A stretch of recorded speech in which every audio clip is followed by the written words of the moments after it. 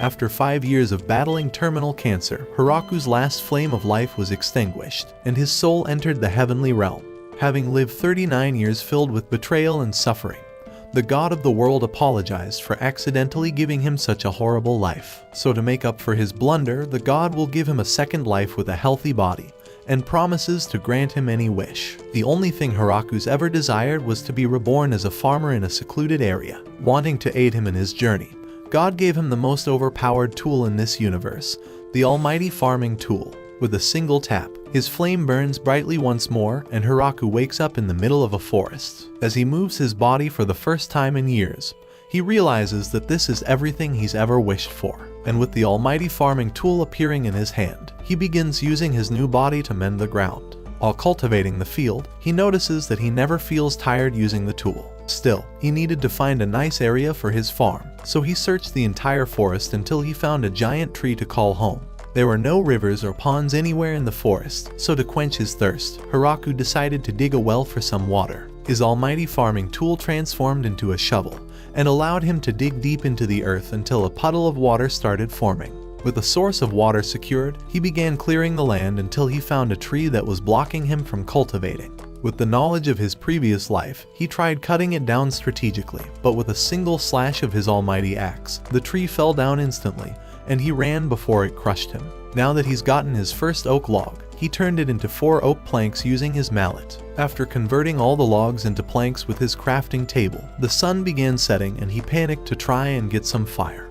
But without any firewood, he spent the entire night carving a hole into the giant tree. At first, he thought he could have just built a dirt shack, but remembered that Newton invented gravity in this world, so he didn't want to bury himself alive. The next morning, he gathered firewood and started his first fire to avoid the same mistake. It's been more than a day of clearing all the trees in the distance, but Hiraku hasn't been tired or hungry once. This was the power of his almighty tool, and just as he was about to continue clearing the forest, a monster rabbit rushed towards him, but with his mighty stick, he ended it instantly. While eating the skewers, he feels guilty for ending the rabbit, but wishes he had a hoe to eat the food with. Sorry, I meant he wishes he had a hoe to make food with. After eating the food, it had to come out some way, so Hiraku created an innovative toilet along with shelter for privacy. With everything finally settled, he began cultivating the land and spent the rest of the day wondering what vegetables he should plant first. By the time he was finished, it was already late, so he decided to explore for seeds the next day. But in the morning, the land already had plants sprouting. It made no sense how plants could grow from nothing, and Hiraku thought that this was a side effect from his farming tool. Regardless of how they appeared, he began creating a fence to protect them from the zombies at night, and dug out a mound to keep all the creepers out. The process took a few days, but after finally finishing the perimeter, Hiraku noticed the plants have been growing at an incredible speed. With all the spare wood, he decided to create a small log house and used his carpenting skills to create a nice roof, increasing his civilization level. After a few more days of expanding his farm, Hiraku saw a couple of wolves who were very injured, so he tried bringing them inside. With the leftover meat from the giant boar he defeated, Hiraku fed them, but noticed one of them was pregnant. As a child, his sole wish was to have a dog, so he wished for them to keep him company. But the female started going into labor, trying to give them protection. He brought them into the log house and created a fire to keep them warm when the sun set. After a long sleepless night, Hiraku came to see 4 little puppies feeding. To celebrate her healthy birth, he gave them the tastiest meat he'd gathered. A while passed and the dogs stuck around inside his hut, so Hiraku decided to build a new house right next to them. By the time the puppies started running around, his plants were ready for harvest, and he noticed that tomatoes were the first ones to finally produce fruit. He offered some of them to his dogs and named the male Kuro and the female Yuki. After a few weeks, Hiraku learned all the secrets behind his almighty farming tool. While thinking about potatoes, the almighty tool planted potato seeds through magic, so he used this trick to create all the foods he's ever wanted. And on top of that, anything he grew with his almighty tool would grow much faster than it normally would. Grateful for the fact that the gods gave him such an overpowered item, Hiraku created 2 statues to commemorate them. That afternoon, he realized that his diet was getting very repetitive, so he decided to begin planting some trees. They may take years to start producing fruit, but the wait will be worth it. As weeks passed, the wolves started growing horns, and they had found a waterfall 30 minutes away. Although creating a canal would make obtaining fresh water much easier, the distance he would have to dig was too long, so he decided to focus on his base for the time being. The farm was growing steadily, and he had begun adding a variety of plants like wheat and sugarcane to sustain him. But while months of progress passed, Hiraku began losing track of days and the winter was fast approaching. There's no chance he could continue farming in this state, and the pelt from the giant rabbits smelled awful as it began rotting. To prepare for the winter, he began gathering food and firewood, but one day, Kuro brought him over to meet a giant spider. With the silk from its tail, it was able to produce a handkerchief with detailed embroidery. It became the new citizen in his small farm, and produced all the textiles in exchange for some potatoes. Whether he needed a coat for the winter, a bed stuffed with leaves, or curtains to block out the cold wind, the spider, Zabuton, produced everything he ever needed. His small hut was slowly starting to become more civilized, and so winter finally arrived. With the fireplace he had built, he was able to survive the harsh cold nights. Still, regardless of whether he was surviving, he was starting to get awfully lonely, worrying that he would forget how to talk to someone. When the long winter passed and spring finally came, the wolf children had grown and decided to leave the nest.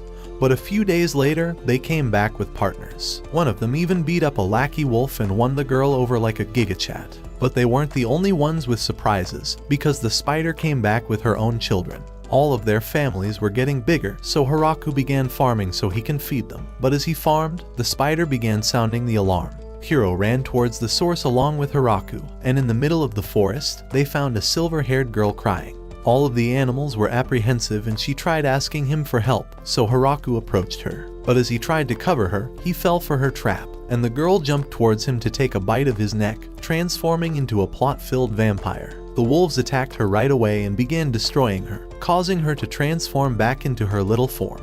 He wondered if she was his enemy, but the girl said the reason she had to suck his blood was to recover her energy before withering away. Feeling bad for how hard his dogs had beaten her up, he offered her a bite of his neck, and she began sucking his she began sucking his blood. She transformed back into a bigger version of herself, but Hiraku remembered her being taller and having more plot, so he told her to hurry the up and suck more of his blood so he can see her giant plot again. After sucking all of his bodily fluid, Hiraku showed her around his farm. It was her first time seeing these abnormal fruits, and when she took a bite of them, she thought they were delicious. He was glad someone was enjoying his food, because for the first time, he'd found a person he could enjoy spending time with in this lonely world. Back at his house, he's realized that today has been full of surprises, and wonders if something like this would ever happen again. Her name was Lululasi, and she asked him if she can come to visit him in the future. But he had a different request, and asked her if she would stay with him here forever. He doesn't want it to be just a one-night stand because her pussy hit different, and Lu thinks that he's trying to propose to her. He doesn't want to let this chance go away and doesn't care if she's a vampire. He doesn't know how many more years he can handle being alone. She tells him that it's just so sudden because she wasn't expecting a marriage proposal, but Hiraku realizes that she misunderstood what he actually meant. After understanding that he was actually proposing, he decided to double down, begging her to marry him. Lu smiles at him, saying that she wants to stay with him forever. He drags her to bed for another one-night stand.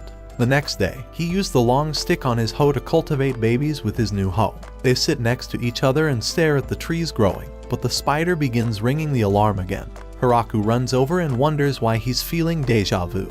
He frees the angel girl and thinks that this story is about to get real interesting with all the plot development. Lu tries sneaking away, but the angel girl has finally found her and is ready to come drag her away, so the dogs eat her out. What do you mean by that? She's surprised Lu has been hiding inside the forest and is angry that she climaxed after the dogs ate her out. Lu is also angry that she climaxed when the dogs ate her out, and Hiraku wonders why getting injured would lead to them climaxing. The angel girl wonders who this man is, and Lu blushingly introduces him as her husband. While her face burns redder than a tomato, Giant Plot Cannons introduces herself as Tia, and she's come to find Lu because there's a bounty on her head. She was constantly researching different concoctions and kept blowing up the kingdom whenever something didn't go her way. Who reveals this was the reason she was in the middle of the forest on that day, so she bent over the table and asked Tia if she would like to start living here. She promises to show her all of the crops, like Hiraku's eggplant next to their round peaches. Out of pocket for that shit.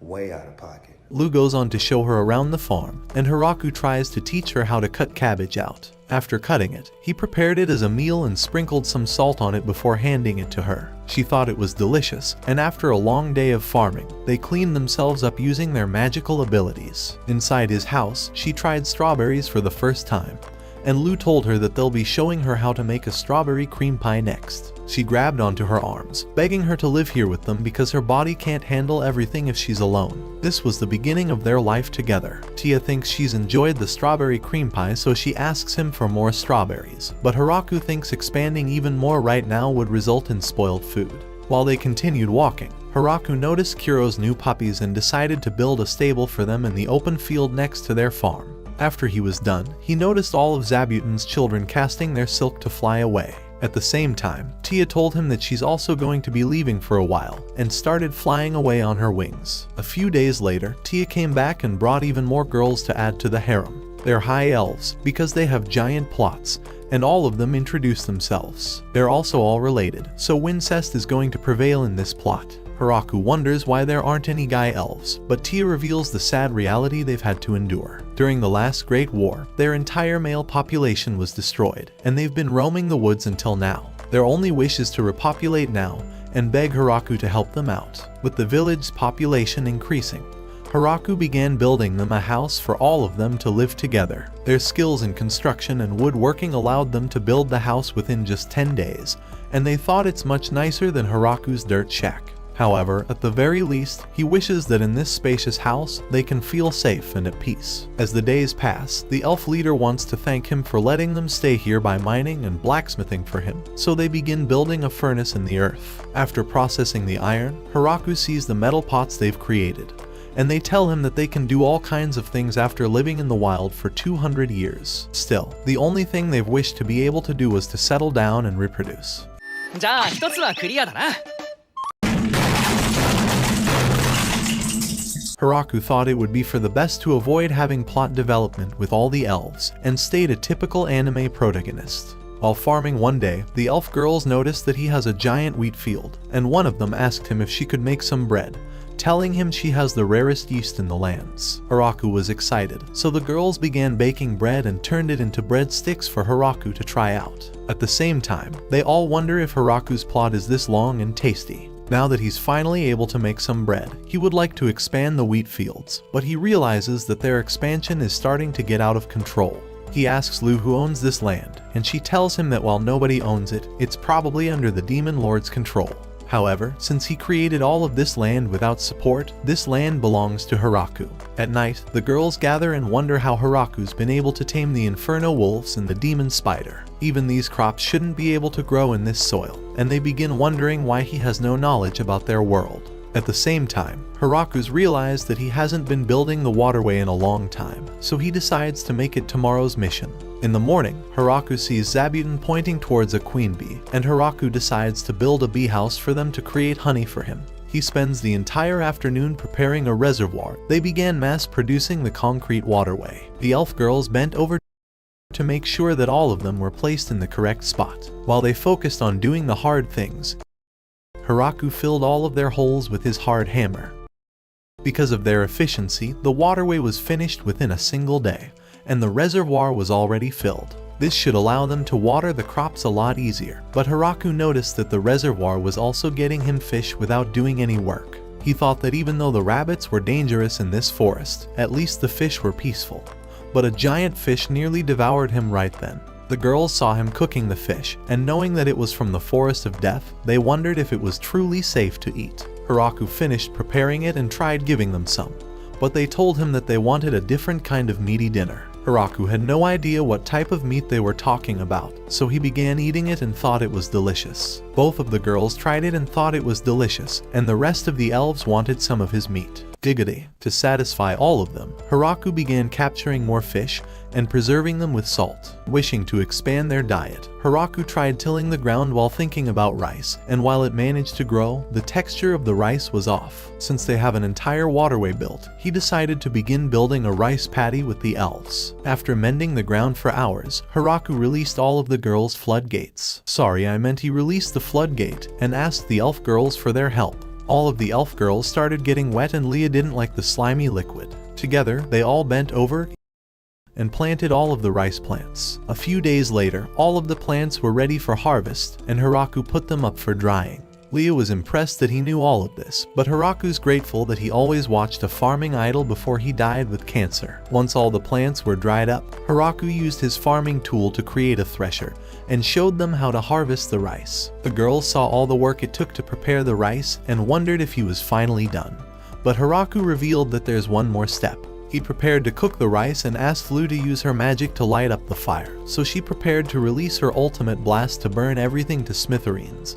But he told her to calm down, disappointing her. With a small flame, Hiraku cooked the rice until it was finally ready and created it into rice balls for the girls to taste. Lu decided to take a bite. Fucking hell. The girls thought it was disgusting and regretted doing all that work this whole time. But Hiraku knew they were lying when all of the rice was gone. He decided to expand the rice farm, and all the girls began cleaning up after they were done.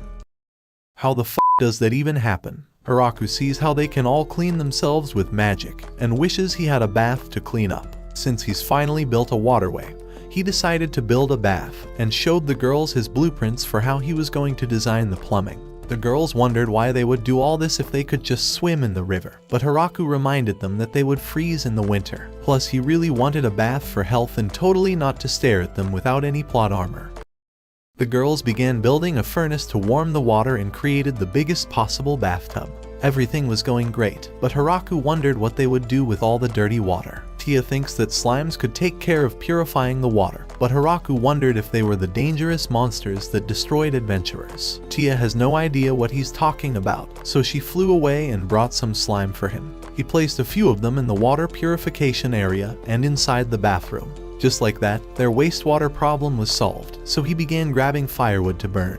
But one of them had mushrooms growing on it. He'd been weary of mushrooms this entire time since they might be poisonous, but all of the girls thought it was safe and wanted to eat all of them, so Hiraku began preparing some logs for mushroom growth. By sunset, Hiraku had finally completed the bath and tried explaining it to the girls, but they wanted to see a hands-on experience. He removed his plot protection and began showing them how it's done. But the girls started to feel a different kind of liquid dripping, so they all removed their plot armor and decided to join him. Lu told him it's perfectly fine for all of them to do it together, and Hiraku felt the bone of his sword growing sharp and hard. In the following morning, Hiraku saw all of the edible mushrooms that were grown. But the dogs had brought over more elves. Of course they were females, but who's complaining? Leah reveals that they used to live together, and he's glad to have them all join him. Leah suggests they work on expanding his home so they can all have more space, and cheers them on to begin children making. Hiraku didn't know why they were so optimistic. What a f***ing waste. Kuro's noticed that his master's harem has been expanding, and tells us about his story. Before he had a master, he never had a name to go by. Ever since he was born, he'd been roaming alone, and never lost a fight against any other male. His only wish was to continue living freely, but when he met that one female, she destroyed him. After his complete defeat, they began traveling together, but her belly started to grow one day. He wanted to do everything to continue protecting her, but peace wouldn't last, and a giant bear was about to annihilate them. However, after they were gravely injured, the bear walked away. Still, they could no longer hunt for food and accidentally reached the most dangerous place of the forest, the center of it. They saw a human walking around without a care in the world, but Kuro noticed the tool in his hand and felt the limitless power coming from it. They had already made peace with their lives being over, but he began taking care of them. And Kuro noticed the food was made of a gate boar, impressing him that he was able to defeat such a strong monster. After their children were born, they decided that Hiraku would become their master, and enjoyed all of the food he prepared for them. Before long, their children grew up into a big family, and they noticed how Hiraku's harem was also growing. But he still had a single concern. Their master hasn't discovered that they are the legendary infernal wolves, but Kuro thinks that it's fine anyway. He's grateful that his life has led him to such a great life with him. After a few weeks, the new large house was completed, and Hiraku remembered all the digging and wood cutting it took to prepare this house. Even though he knew it would be this big, he never imagined how nice it would look on the inside. They showed him the nice room they've created for him, and opposite his main room was the large dining room. In the back was the kitchen, and on the sides were even more stoves for big meals. Finally, the cellar was big enough to store a lot of food and firewood for the winter. On the second floor, the girls saw their rooms and were glad they each had individual space for themselves. But Hiraku noticed one of the rooms had a giant bolt locking it. Yes! Yes! Yes! Yes! 見なかったことにした。 No! No! No! In addition to his god statues, Hiraku created some dog statues to decorate the entrance of his house, and thought it was shaping really nicely. Inside his new house, Hiraku's gathered all the ingredients for a new recipe. The girls wonder what he's going to be cooking, and he reveals that it's a food called curry. The girls wish they didn't have to taste another one of his shitty meals and would rather be cooked in the pot instead. He went out to harvest some spice for his curry, and the girls realized they've never seen these plants before. This was another power of Hiraku's almighty farming tool. With it, he can grow plants that are really sensitive in any climate. For the spices, he's going to need to come in tia. Sorry, I meant he needed cumin, and he sees that the flower has already bloomed. As for the next plant, he needed turmeric, and with the girls' magic, they dried out all of the spices. Finally, he needed coriander and cilantro. The dogs wanted a taste too, but when they smelt the cilantro, they ran away in fear. After gathering a little more black pepper and cayenne, Hiraku was finally ready to start cooking, but noticed that the girls had gotten bored with his ugly ass and left. At the kitchen, he wondered if Leah was going to be the only one helping him, and Leah told him that her plot's better than the other girls anyway. He ignored her attempts and started preparing the meal. They cooked the meat and tried seasoning it, but Hiraku realized he's been missing something this entire time. It's naan, and he's angry that he managed to forget all about it. They began rolling out the bread together, and after they cooked a mountain of it, his meal was finally finished cooking. All of the girls gathered to try out his curry and thought it looked like shit, but he encouraged them to try it out. Lou and Tia took a bite.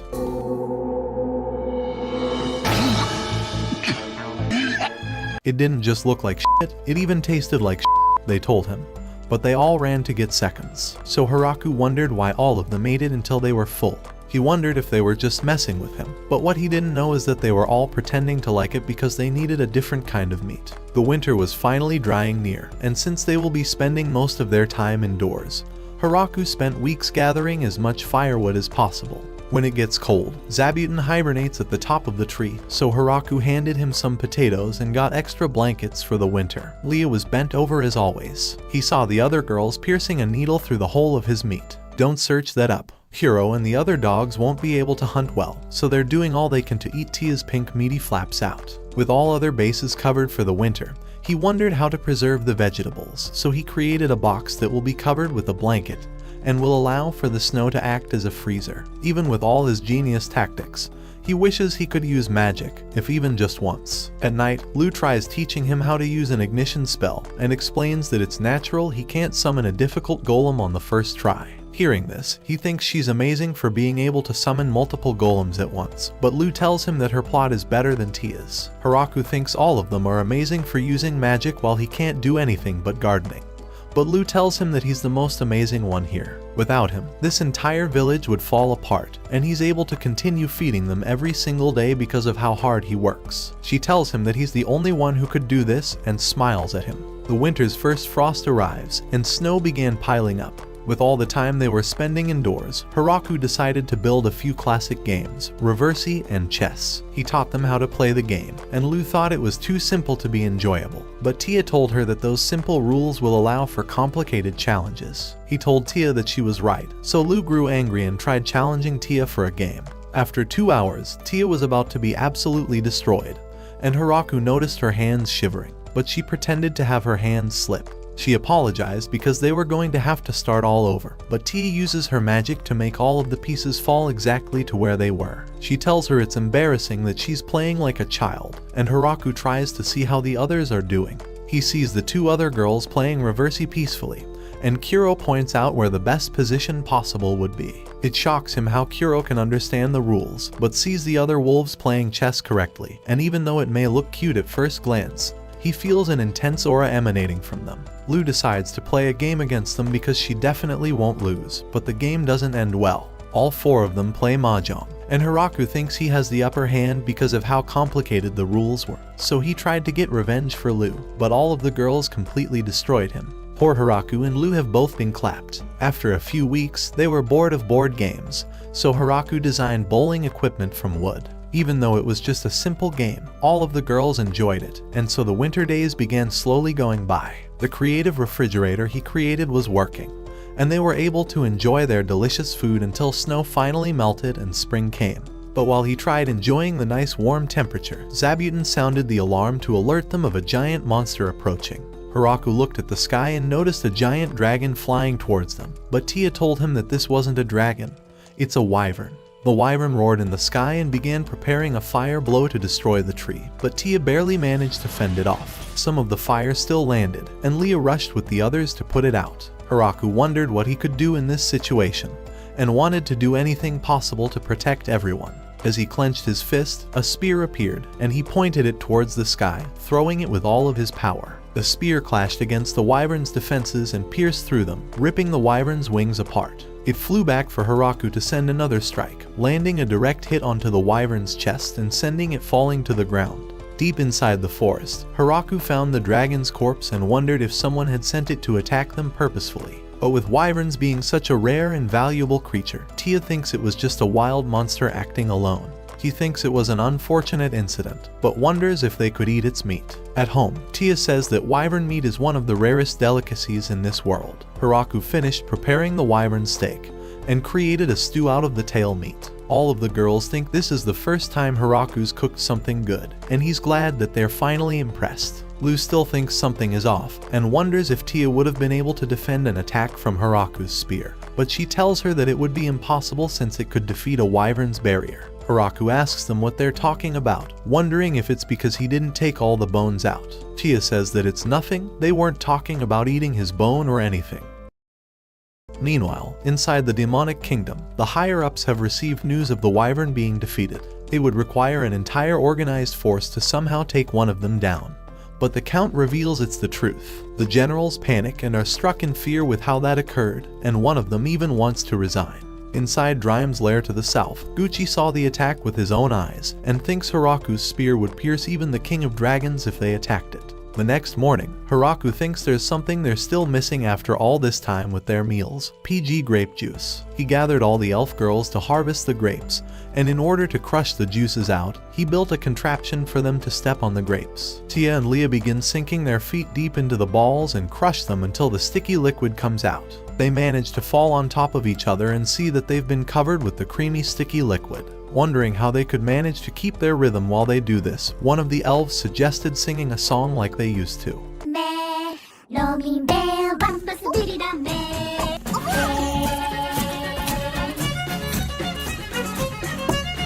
The juices begin coming out, and Tia tells Lu to join in with them along with Hiraku. They spend the entire day juicing out the grapes, and they've left yeast on top of the barrels so that it could begin fermenting. He wonders if they've made enough, and the god of the world shows the other god how much fun Hiraku's having, and begs for forgiveness. However, the god of agriculture tells him that he managed to end an innocent human's life, and send him into the deepest parts of the forest of death. Not only that, but he also gave him the holy lance grime and tried disguising it as a farming tool. It would normally suck all of a person's life force out and kill them instantly, but the god thinks that he's given him such a healthy body that he'll be able to regenerate his life energy right away. But even more than that, she wonders why the statue of her is an old man, so as punishment, she will force her dad to sit like this for 300 years. On a random day, Zabuton sounded the alarms, and Hiraku felt like he was getting deja vu yet again. Lu recognized the girl as her sister, Flora. After hearing that her sister was chased by the black-hearted, ugly, disgusting angel, she followed her sister all this way.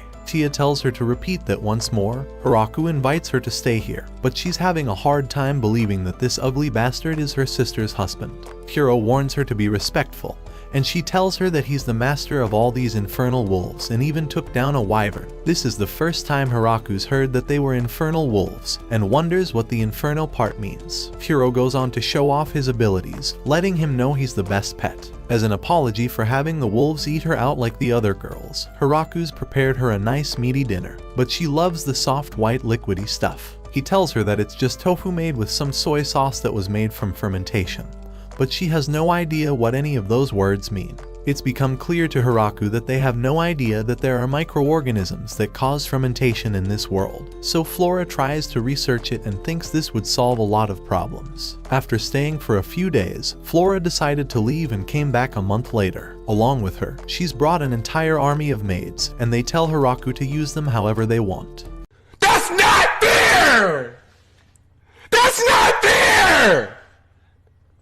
Tia notices that she's the only one who hasn't brought a lot of her own kind. In order to stay competitive, she went flying off and returned that night with 3 other angels and an entire fleet of lizardmen. Along with all of the new citizens, she's brought chickens, and Hiraku is glad to see this place getting more civilized. The maids belong to a race of ogres, and they help do all the chores. However, he noticed that none of them know how to cook any food, so he began teaching them how to prepare many different kinds of meals. Seeing the nice food, the maids began experimenting with the meat to prepare the best meals possible. On the other hand, Tia's 3 angels began patrolling the forest to keep them safe, and the lizardmen began taking care of the hard labor to speed up construction. Their leader had a scarf so the villagers could tell them apart, and Hiraku noticed that this place is starting to grow exponentially. Speaking of the devil, Ria comes in and tells him she's brought the rest of the elves that were roaming the forest. The f***ing cuck wonders where any of the men are, but she tells him that they conveniently all died in the forest, but it's okay, because they can start making more men now. うまくいくといいな。やはり方法は聞かないでおく。 A few days later, Hiraku asked all of the representatives to gather and apologize for calling them all of a sudden. Since this place has been growing and a lot more people are moving, it's starting to become like a village, so he wanted some help coming up with a name. One of the maids suggests naming it after the forest, but with the name Forest of Death, Hiraku thinks it would sound like a ghost town. Zabuton pointed towards the door and Hiraku opened it, seeing the giant tree at the center of it. It was then that he named this village the Great Tree Village. That night, all of the citizens celebrated naming their village, and hosted a party and opened the first barrel of... All of the girls chanted the word mayor, and Lou told him that he's the only one for this job. This night was the beginning of their new life as citizens of the Great Tree Village, and all of them enjoyed it by drinking the PG grape juice. Tia was wasted and begged him to sit next to her. She asked him why he was sitting alone, but he told her he was so happy that it felt like a dream. But it's not a dream, Tia told him, and they're going to live together like this their entire life. She tells him to raise a toast to their new village, and Lou wants a toast too. Hiraku wonders how many years it's been since he's found happiness, and thinks he's going to give it a shot as mayor. By the time summer arrived, the number of residents had increased once again. Eventually, a representative from the demonic kingdom appeared and introduced himself as Beazle, offering Hiraku a bottle along with a message from the demon lord. He wanted to discuss the status of the settlement here, so Hiraku wondered if they were trying to get him to pay taxes or kick him out. He wondered if he should ask Lou or Tia for advice, but Lou winked at him to handle it on his own. Hiraku built up courage and informed the messenger that he will gladly pay taxes, saying that he will be paying only 10%. Hearing those words shocks Beazle, and Hiraku wonders if he messed up, but Beazle accepts his conditions. As he drafted their agreement on a piece of paper, the business magnate purposefully made it so he only pays taxes on crops. But still, he was worried he was too aggressive with negotiations, so he sent Beazle home with a gift. He wonders if he handled everything well, and Lou thinks he did an incredible job, because now they will have protection under the Demon Lord's army. Tia agrees, but thinks that 10% is too low, as settlements usually pay 50 to 60% in taxes. And since they're only coming once a year to collect taxes, they can lie about how much they produce, so Hiraku just created a miracle of a deal. Inside the Demon Lord's castle, the generals are shocked that the Great Tree Village submitted so easily, but are suspicious that they might be having an ulterior motive. Beazle acknowledges that possibility, but he had no choice since the Angel of Annihilation, along with the Princess Vampire, were standing right next to the mayor. But that's not all. There was an army of high elves and a pack of inferno wolves, and even the trio of killer angels patrolling the village. Beazle shakes in fear, knowing that he could never refuse their hard negotiations. He investigates their gift and sees the apples inside, so one of them tries to check if they're poisoned, but Beazle notices another oddity in their gift.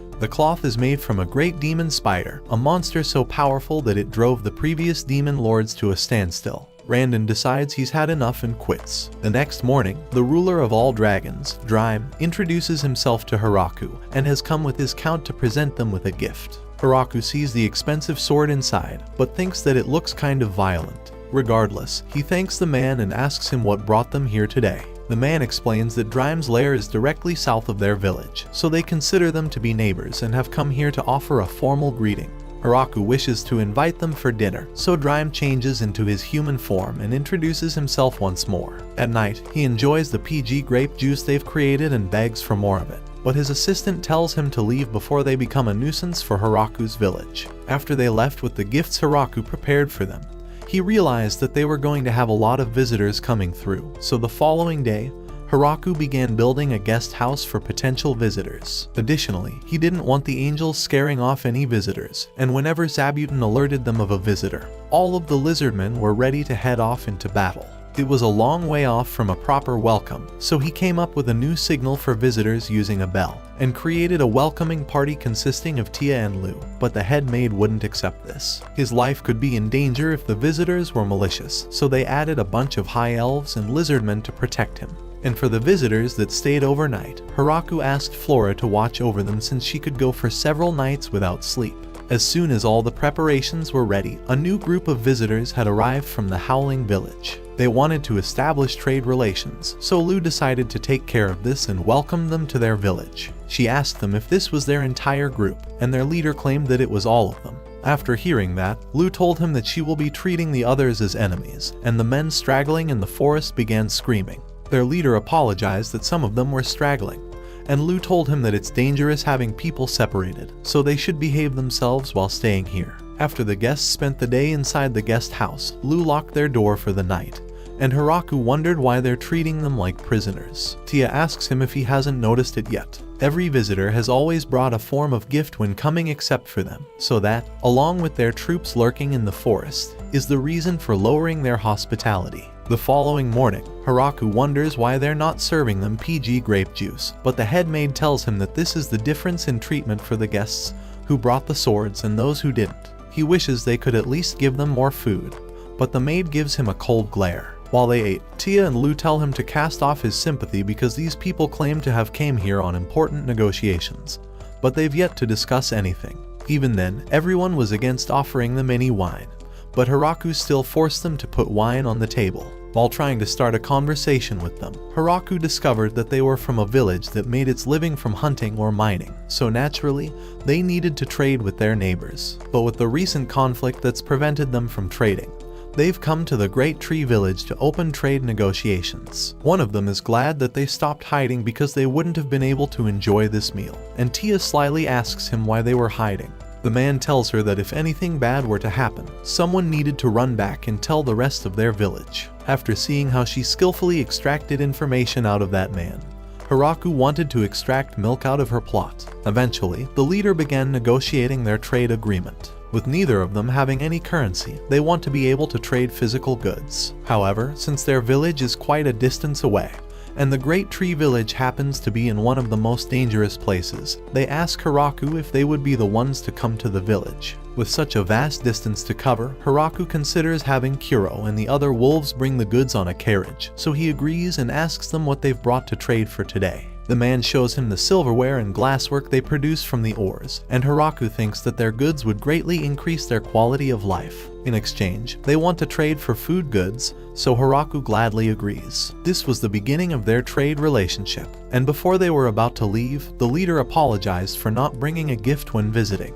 Their village never had a custom like that, so he promises that he'll bring something next time, but it may not be luxurious since their village is poor. However, Hiraku tells him that size doesn't matter, it's the heart that does. Who knew the professor of quantum physics had a small persuasion in his second life? Before long, their first day of trade with the Howling Village came, and the girls told Hiraku to stay back since Tia will be acting as their representative. Drime agreed to take everyone there in exchange for a barrel of grape juice. Over time, Drime had started coming to hang out regularly for the grape juice and always brought treasures with him, so Hiraku was glad to always see him. He thanked him for the grape juice and took off. A few days later, Tia returned and told Hiraku that they managed to trade everything. At first, the citizens were hesitant because they'd never seen that food before, so she decided to offer them some free samples, and before long, everyone loved it. They even sold the wine that was supposed to be for Drime, so Hiraku promised he would give him even more grape juice tonight. Tia revealed that the mayor asked if some villagers could come to live in the Great Tree Village. In total, there are 20 residents, and they're all young women. How fucking convenient. Hiraku realizes that the village won't have any future because Dr. Riz is actually an incel, who won't develop plot with any of them. He reluctantly agrees, but on the condition that they get at least 2 young men. The following week, the Beast Girls introduce themselves and say they are mentally prepared to be used however Hiraku sees fit, as long as he doesn't abandon them. Hiraku tells her that he's from Alabama, so she has nothing to worry about since they're not related, and tells her that he'll take care of them. He asks her if they've brought the young men, and he sees the 3 young men. This wasn't what he was hoping for, but prays that they will save this village in the future. After a while of living with all the new residents, Hiraku notices how everyone can use magic, even the little slimes. He tries not to worry about the impossible and focuses on farming, but an earthquake shakes the ground, and one of the angels comes to inform him that a bloody viper and a grappler bear are fighting. She warns him that it might start affecting the village, but as she flew him to the site of the battle, he wondered how they would taste. He sees their giant size and asks her to fly him towards them as fast as possible. She rushes him forward, and with a single slash, he eliminates both of them. All the killer angels are surprised he managed to eliminate these legendary beasts with a single strike. At home, he begins cooking the meat using the PG grape juice, and the girls are crushed that their grape juice was wasted. As for the viper, he fried it and thought it tasted just like fried chicken. He notices that he's missing something, and went that night to ask Flora about her fermentation studies. She told him that she hasn't made any progress and has had to rebuild the hut 3 times. Hiraku has no idea how that's even possible, but she promises that she'll keep the explosives to a minimum. The chicken have finally laid eggs, so he begins beating the eggs, adds salt and vinegar, and with some oil, he creates mayonnaise. Just then, a bunch of dwarves appeared, led by a man called Donovan. They've heard about the PG grape juice and apologize because they don't have money, but have the technology necessary to create the best tasting Russian drinks. Using distillation, he gives Hiraku a new form of smoothie, and Hiraku thinks the shit is stronger than how hard his dad used to beat him. Donovan's party ended up staying in the village to create more PG smoothies, and so Hiraku held a party to welcome the beast women and the dwarves that joined their village. Drime is back at it again drinking, and Lou is glad that he's single-handedly making their village rich. His assistant ties him up and drags him away, and the dwarf thanks him for taking them in. While Hiraku drank, he realized that there's finally an old man besides him here, so he tried asking him if any of those girls caught his eyes. The dwarf man thought they were all pretty, but he's more into women with full beards. Hiraku realizes that these women might end up having to see his small persuasion after all. The following morning, a dragon flies directly towards the village, and Hiraku tries to take it out before it causes any problems, but Drime comes to knock it down. A 3rd dragon appears with a menacing aura, so Hiraku launches his spear to save Drime. In the last second, the dragon barely dodges, but Drime's assistant lets him know that they're not enemies, surprising Hiraku. He introduces the 2 new women. They are Drime's daughter, Lastismoon, and Mommy Milker's, Graphaloon. And I want to play with those balloons like a baboon. Hiraku asks him why his wife and daughter were here, and Drime tries explaining the situation. He's been constantly sneaking out of his home at night, so Mommy Milkers was worried he was getting some Mistress Milkers. Drime tries explaining that it's all high politics, and Mommy Milkers thinks all of her suspicions are finally confirmed. Drime begs them not to jump to conclusions. After all, he also has a small persuasion, so he would never have the courage to have an affair like that.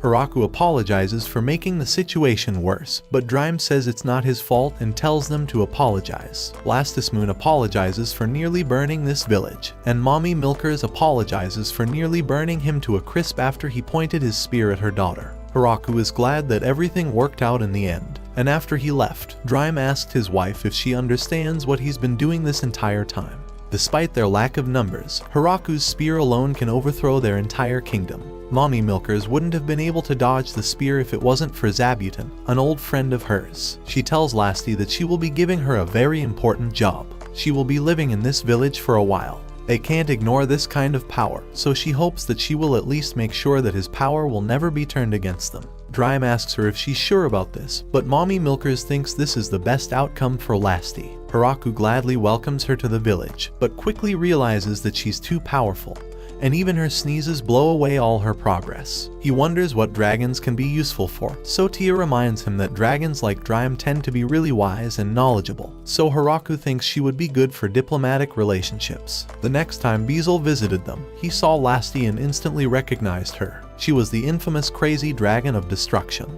She asked him what brought him here today, and he tried asking for oranges, but she told him that they were out of stock, so she tried interesting him in some strawberries. Beezle just shat himself staring at her horns, and said he would take 10 boxes of whatever she's talking about. She prepares her order and asks him if he would like her to count them, but the only thing he's counting is the minutes until he disappears, like his father when he went to get milk. Back at the demonic castle, the rest of the generals are shocked that Lasty, the almighty dragon, is among them now. They consider spying on them but realize that they're going to be screwed. With no options left, Beezle plans on using his secret plan. Inside his house, his daughter, Florum, enters the room.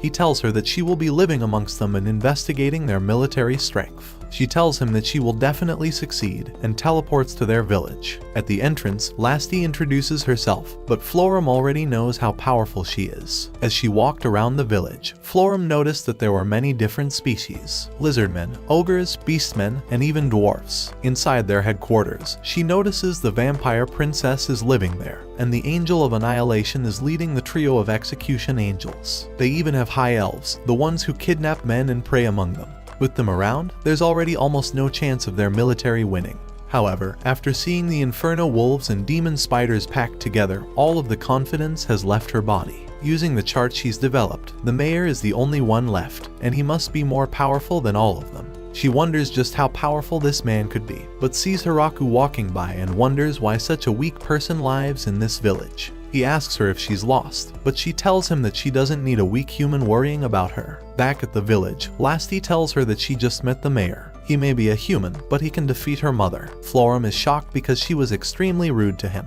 As days passed with her living amongst them, Hiraku noticed that she was getting closer to Lasty, but wondered why she was so awkward around him. One day, the slimes began multiplying in number, and eventually one of them began devouring all of their grape juice. All the girls were ready to execute the slime, and they began the first trial and found it to be guilty. Hiraku felt bad for the slime, so he tried letting it off and it began popping up during their feasts. After all, one cute slime shouldn't be a problem. Autumn came around, and while Hiraku was enjoying all the food, he wished he could eat some seafood along with the meal. Florum tells him that if he wants ocean access, he has 100 girls ready to open up their floodgates and offer their fish-smelling pussy.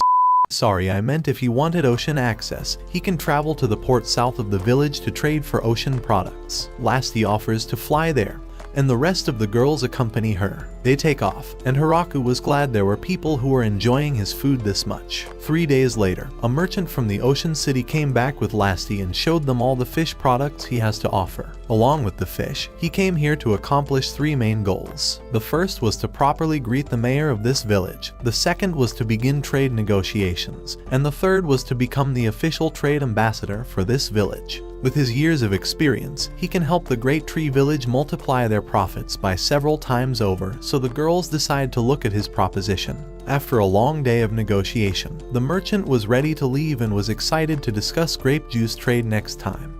But Lasty wasn't about to let that happen. Hiraku thinks it's great that there's going to be a professional handling their trades, and Lu thinks it's great that they'll be getting more value now. While traveling home, the merchant took a look at the Great Tree Village.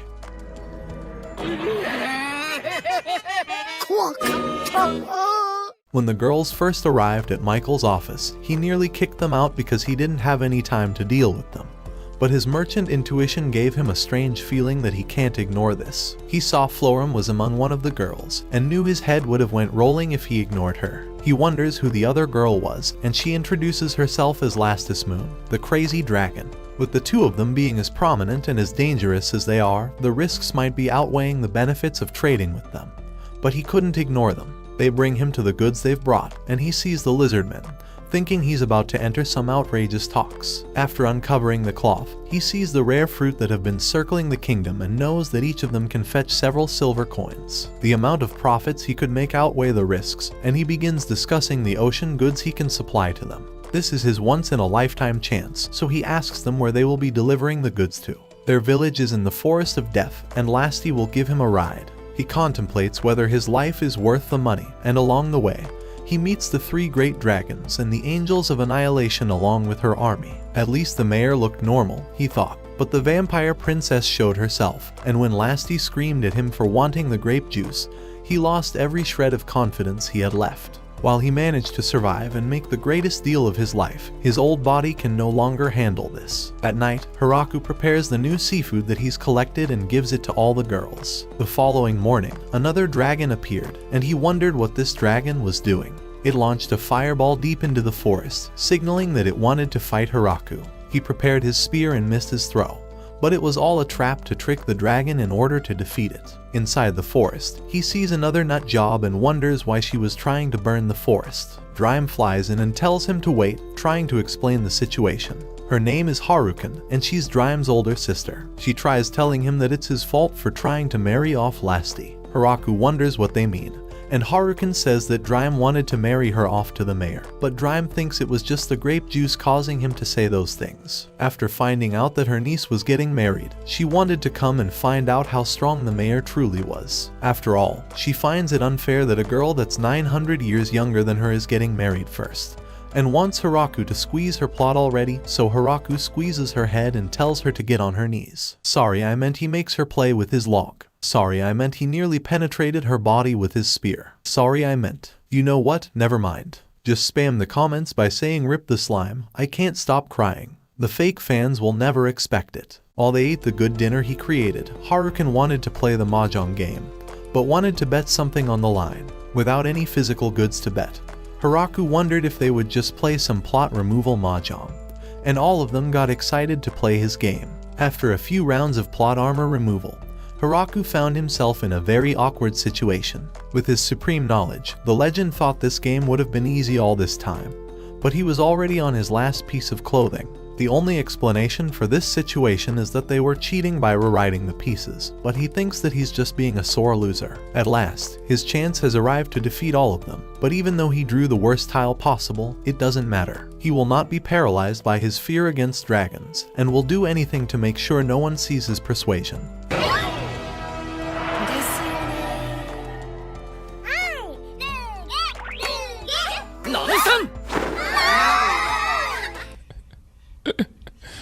Sensational. Beezle informs the rest of the generals that the ancient dragon Harem has also gathered at the Great Tree Village. The demon lord sighs and asks Beezle an important question. He asks him what he should do about his daughter who's been in a bad mood all day. The general thinks he needs to mobilize the army immediately, but Randon's already put in his 2 weeks notice. After attacking the Great Tree Village, Harem became a teacher. She was very skilled at everything she did, but complained about doing every little thing. Because of her laziness, Hiraku began forcing her to dig holes and filling them back in, and after boring her to death, she decided that becoming a teacher was the only thing that she could do.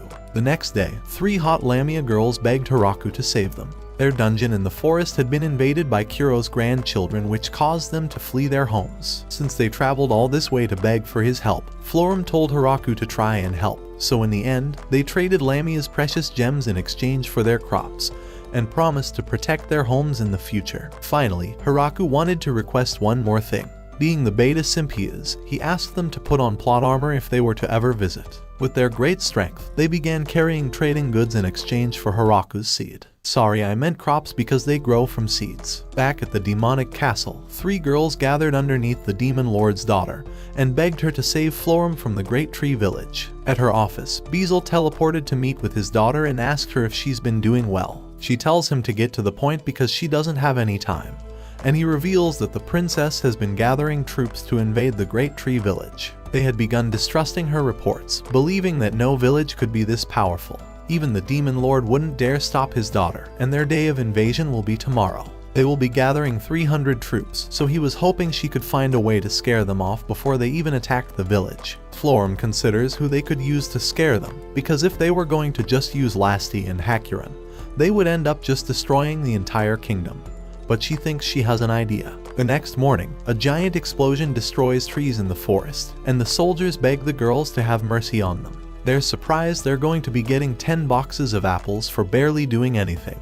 At the village, Florum introduces the 3 girls from the Demon Kingdom, saying that they want to work to death, but then corrects herself and says they're here to work like their lives depend on it. He wonders why they seem like they've given up on all will to live, but Florum reassures him that they're just emo. Their leader introduces herself as Yuri, and Florum explains that there's no need to treat her with care, and to just use her however he wants to. But he's had enough of girls wanting to be used however they want, so he lets Florum show them around. After he leaves, she tells the girls that she will forgive their transgressions if they begin working hard and keep their identities secret. This means that Yuri will no longer be given special treatment, and she thinks she'll be fine with this new life. After showing them around the village, the girls enjoy dinner, glad that they no longer have to worry about politics in this village. Hiraku's glad to see that they've acclimated so quickly, and Lou comes to see the new girls.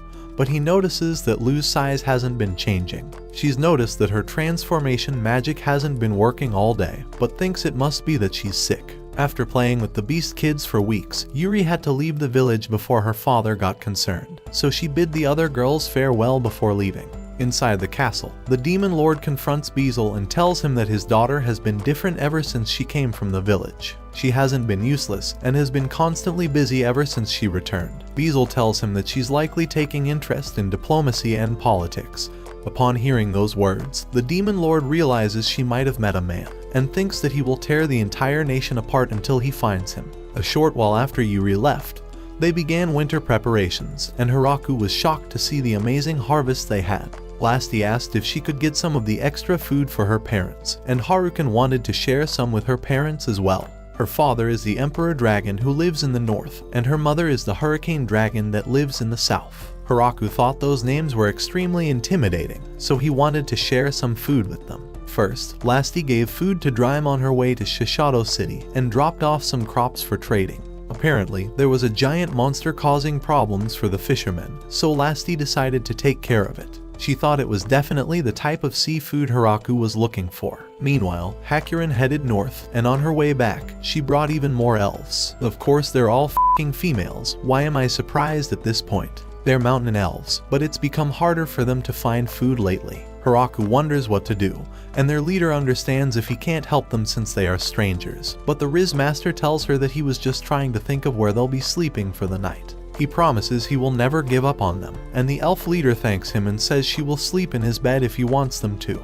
But the beta says that won't be necessary. This man unlocks species of women like their f***ing Pokemon in his Pokédex. That night, Hiraku decided to build a men's bathhouse so no girls see his persuasion. However, Florum caught the three musketeers sneaking around the new bathhouse, and they said that they wanted to wash his back. But Florum told them that their plot wasn't big enough. However, she realized it would make more sense since they were as flat as a washboard. Eventually, autumn began fading, and winter was approaching. On one of those days, Hiraku saw that Lou was bedridden, and he wondered why she hasn't been feeling well. She told him that it's nothing serious because it could just be the weather, and that a little nausea and fever isn't a big deal. Senna wonders if Lou's been craving sour foods recently, and after hearing that, Lou realizes that she has been actually wanting tomatoes and sour fruit. Senna told him that a person from the Howling Village experienced something similar, so Hiraku asked her what ended up happening to them. She told him they ended up congratulating her on having a baby. After the winter had come to an end, Hiraku began waking up as soon as the sun rose to start stretching.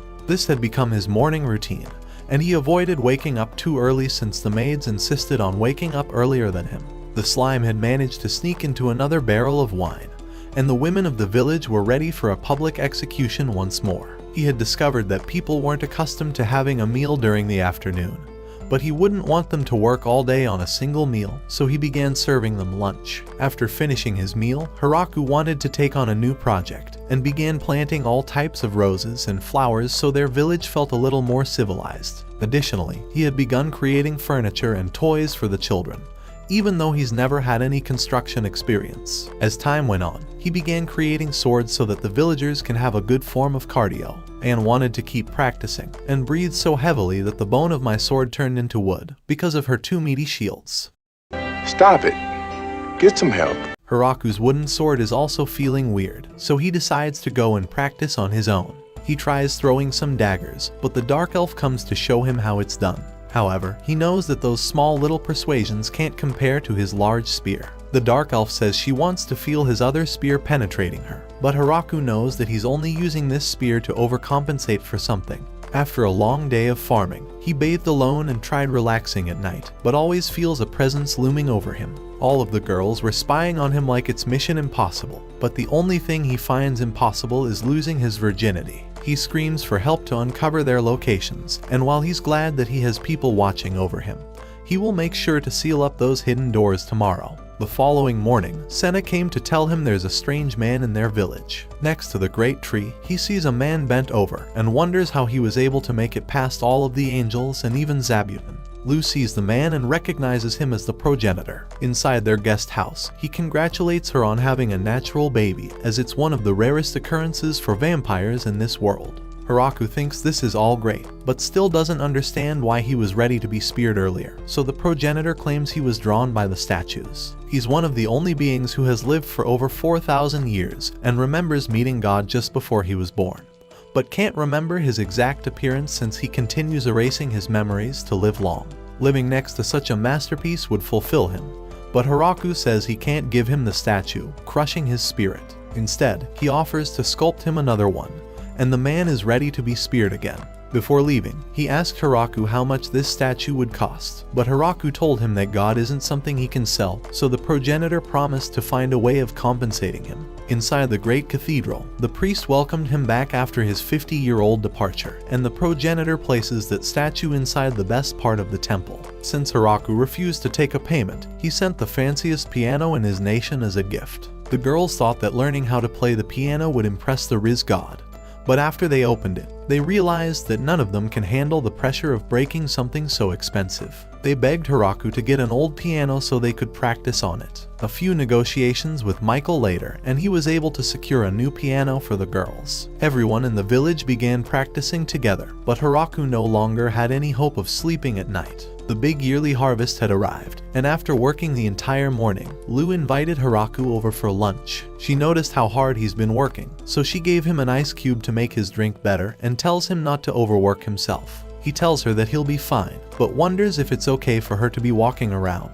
She reassures him, saying that all the girls encourage her to exercise so she has a strong body when going into labor. Even after all this time, Hiraku can't believe that she has a child inside her belly. During dinner, all the girls wonder how heavy the child is, and all of them wish that they could help Lou in any way possible. She tells them that everything is great, but it bothers her that she can't drink any PG grape juice. Zabuton is ready for the baby shower. Inside the mayor's office, the trio of angels inform him that the morale in the village is dwindling, and all of them are about to cave in. So to save them, they beg him to sell all of their grape juice smoothies. Their only wish is to make Lou feel more comfortable, but while Hiraku finds that admirable, he thinks selling all the juice would be a mistake, so he encourages them to continue holding out because it will taste better once it ages a little more. The fiends were excited to hear that it will taste better, but the dwarves weren't. They wondered why no one wanted their smoothies anymore, and Donovan promised he will no longer release the white creamy substance into it. Hiraku explains the situation,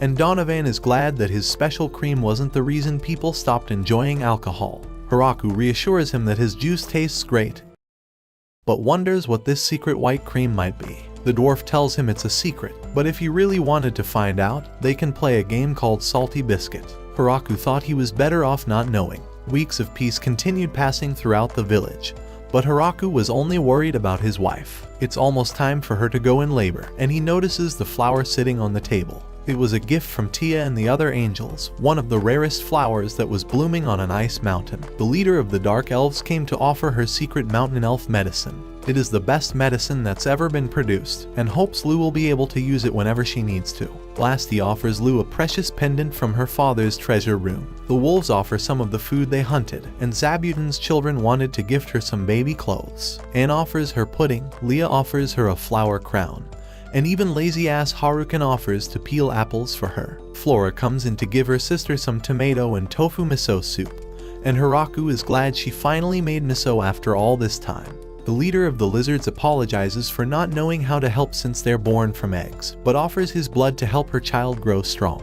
After receiving all the gifts, Hiraku noticed a wooden mallet, and Lou told him that Donovan created it because it will come in handy soon. After she was done talking, Lou felt a weird sensation in her belly and realized that it must be time. All the maids began rushing towels to prepare for the delivery, and Hiraku found himself feeling powerless as he waited in the other room. Knowing there's nothing he can do, he looked at the great tree and went inside the little cave he had made. The 2 moons shined bright that night, reminding him of his first night here when he watched them alone. He had wanted to live away from everyone in absolute isolation.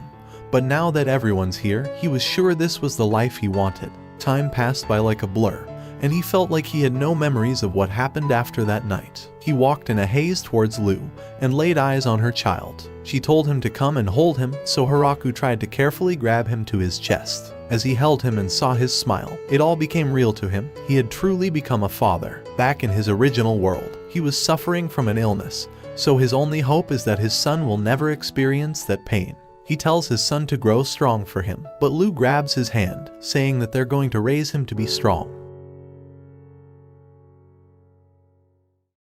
They decided to name their son Alfred, and while he was half vampire, he looked just like a normal human. This was the place where he started alone, and was glad that everyone has joined him and continued supporting him throughout this time. Remembering all the gifts they brought for him, he wanted to find a way to thank them for their kindness, so he gathered all the leaders of the village together. They wondered why they were here, so Hiraku went on to show them a reward medal that he's created for them. This was his way of thanking all the people who have been here to build the village. He notices that this is awfully similar to money, and Hiraku explains that his hope is to eventually develop a currency for this village. Right now, all the harvested food is given to him, and he has to be in charge of distributing it to everyone. This would also solve the problem of people's bias towards certain fruit by creating a value for them based on currency. Hiraku wanted to start out by offering these vouchers as a gift that could be exchanged for anything. To each villager, Hiraku handed them a medal, and gave Kuro and Zabuton's families 30 coins each. On top of that, he created all of the coins by hand to ensure none of them were counterfeited. Everyone reacted differently. The dwarves wanted grape juice, others wanted furniture, and the angels traded them for Drime's expensive weapons. Eventually, people began requesting furniture in exchange for their currency, but their value was still obscure. For the children, they settled on renting out the mayor for a day instead. A little while after everything had started calming down, it was finally time for the big festival to celebrate his child's birth. All the girls were finally drinking juice for the first time in months. Donovan and the other dwarves brought a big barrel, saying this was the special barrel of juice they created by combining all of their white stuff from all the salty biscuit games they played. Lou realized that this must be what the mallet was for, so with both of them holding it, they opened the barrel up. Hiraku never thought he'd be cracking a barrel open to celebrate something so fun, so he told everyone to drink up on the house tonight. Drime is back at it again, but his count wants to turn this into 50 Shades of Grey. All the girls enjoy the juice, and Donovan asks him if he likes this new secret recipe. Lou tells him she can't drink anything since she now has mommy milkers, and Donovan thinks his entire plan has been ruined. He had planned on stealing the mayor's wife, but he's got an idea. He asks them to bottle it up so they can drink it soon.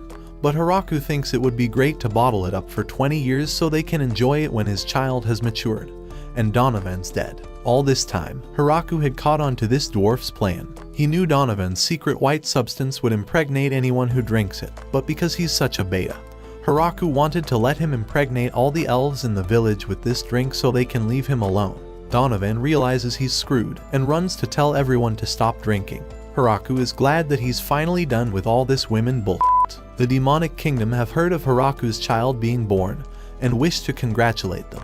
Their village has grown much too strong, so they believe their only plan moving forward will be to marry Yuri off to one of the people living in the village. Michael has received news of the birth and wishes to send them the greatest gifts to continue having a long and beneficial relationship. Tia has discovered that there were a lot of people still roaming the forest looking for a place to live, and Drime's kingdom, along with the demonic kingdom, have recently had a lot of refugees needing to take shelter after the recent war. In total, it's over 100 people, and Hiraku realizes that their current village likely won't have enough space for all of them, so Lou suggests the perfect solution. They will create a second village for all of them, and Tia thinks the Great Tree Village too will be even better. After all, this village had saved all of them, so they want to do everything in their power to save others in the future the same way they were saved. They all lived happily ever after, until Hiraku executed poor old Donovan. If you felt bad for Donovan, blow this video up with likes to show your condolences. Watch this next video. Till next time, my fellow legendary plot masters.